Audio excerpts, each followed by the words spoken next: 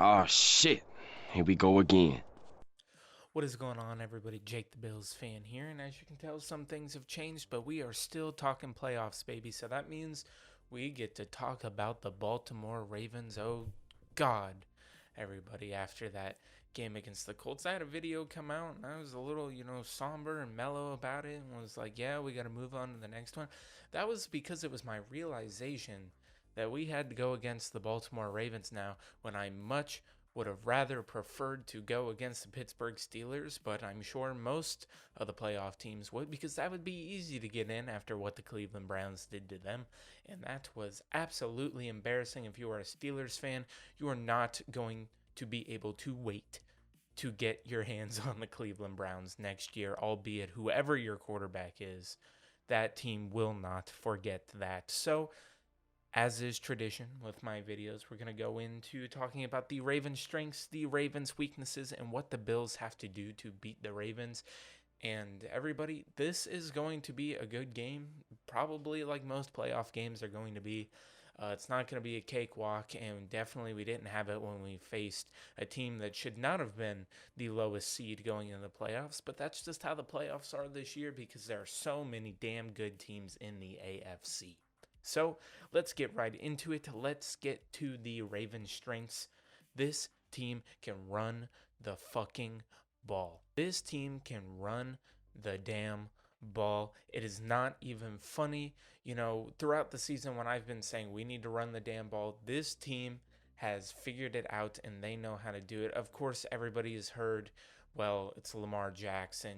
Lamar Jackson runs and he's not that much of a quarterback. I hate that narrative because it was the same narrative that was kind of thrown on Josh Allen early in his career as well. And the thing is, Josh Allen has gotten better in those passing stats as Lamar Jackson really hasn't. And it's kind of been the complete polar opposite while Lamar Jackson has continued to just feast on the run. And they tried to make him be a little bit of a pocket passer earlier this year, just didn't work out really well. So, of course, once they started going back to what was normal with the tight end sets and running the ball, and it that just works for Lamar Jackson. He doesn't have to throw the ball all that much. Bunch of designed quarterback runs. It's just that system. But that system can be figured out. So going back to their rushing attack, they have 3,071 rushing yards. That is number one in the NFL, and they also have 24 rushing touchdowns on top of that, and that is third in the NFL. So if you're going into this game expecting Lamar to somehow change and throw it all over us, it's not. They are going to attack us because they know we are one of the worst teams when it comes to stopping the run.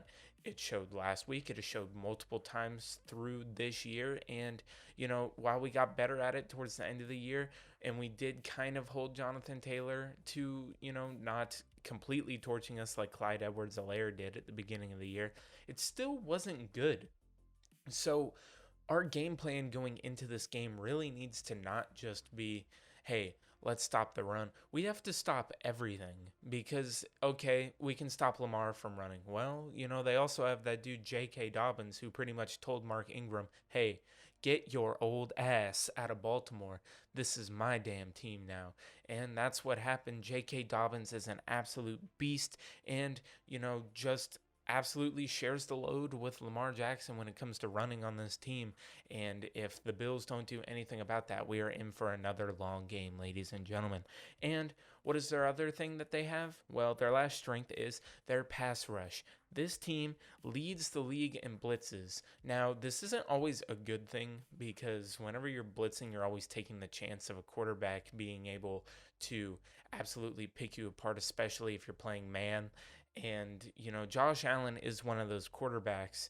So, are we going to see that much blitzing, or are they going to do kind of what they did with Ryan Tannehill, where they kind of show blitz, but they don't exactly always do it? Kind of like what the Miami Dolphins do whenever they show blitz, but they kind of drop back into coverage as well. We will see how that turns out, but if you're going into this game and you are the defensive coordinator for the Baltimore Ravens, you have to look at this game and say, okay, maybe blitzing Josh Allen isn't the best idea. So, Ravens' weaknesses, really, they don't have that much. While their secondary is kind of, still up and down, they got a couple pieces that are, it's still a decent secondary. I'm pretty sure they're like eighth in the league when it comes to passing yards, like allowed. It is not that bad of a secondary. This team is well rounded, especially they've got a good run game and they got a great defense. That's kind of like that old school method of building a team together is pound the rock and absolutely just demolish the team on the other side of the ball. So do the Baltimore Ravens really have a chance if they're not able to run the ball? Well, Lamar Jackson is not really going to help that at all. The Baltimore Ravens are 32nd in the league with passing yards. Yes, that is the worst in the league with passing yards. And that is because Lamar Jackson, they're really good at running the ball. But if you ask Lamar Jackson to throw the ball, that is going to be a completely different story, everybody. He hasn't really morphed into a passing quarterback because he has this aspect of his game that has been kind of the like upper echelon of tiers when it comes to running and scrambling quarterbacks. But the problem with it is, with that and being able to run and use his legs, he hasn't really developed his passing game, and it has really shown this year. Like I said earlier in the video, comparing him to Josh Allen, Josh Allen really was that running quarterback along with Lamar Jackson over the last couple of years. But this year, he's kind of taken to being the pocket passing quarterback, but also having that element in his game that he can run on you if he chooses to. But Lamar Jackson hasn't really done that yet. And he's had flashes. Like if you go watch the Cleveland game after he came back from taking a dump, he absolutely lit them up through the air. And he's had games like that. But it's so inconsistent. You can't say he's going to come out and do it unless he actually just comes out and does it. So Lamar Jackson throwing the ball is the weakness. So if somehow the Baltimore Ravens cannot run the ball, Lamar Jackson is going to be the Achilles heel for their team. So now let's get into the Bills' keys to winning the game. The first one is score early to force Lamar to throw. That's pretty much the same thing I said last week about Phillip Rivers, is score early and make Phillip Rivers throw. But guess what? They didn't.